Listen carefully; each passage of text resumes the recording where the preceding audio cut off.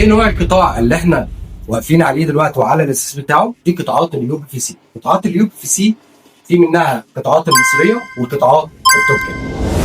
في منها المفصلي والجرار. المفصلي زي ما احنا شاهدناه مع حضراتكم بالتفاصيل بتاعته. الميزه اللي في قطاعات اليو بي في سي انها متقفله بجوانات اللي هو الكاوتش اللي بيعمل حمايه للازاز ان هو ما يتكسرش، ولو وقفت عليه يكون في ضغط كبير، وده اللي احنا بنسلمه في الشركات بضغط الميه.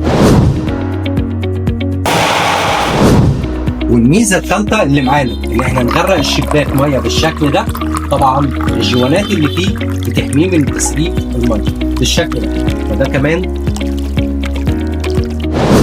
كده نكون عرفنا مميزات قطاعات اليو بي في سي عن قوه القطاع وعن قوه تصرف الميه.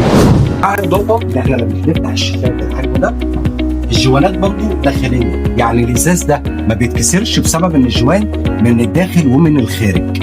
الميزه في المفصلي عن الجرار في قطاع اليو بي في سي او قطاعات الالومنيوم الجوان برضه الخارجي ده بيكون عازل كتير جدا للصوت وبيكون فيه قوه وحمايه للشباك.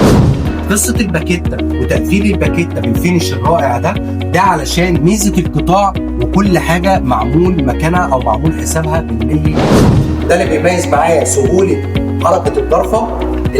العجل ده من كواليتي كويس وجودته كويسه، فبيديني السلاسه والسهوله اللي احنا شايفينها في الشباك اللي موجوده. وبكده نكون شرحنا تفاصيل قطاعات اليو بي في سي عن الابواب. حابب تعرف السعر؟ ابعت لنا واحنا نرد عليك بكل استفسار.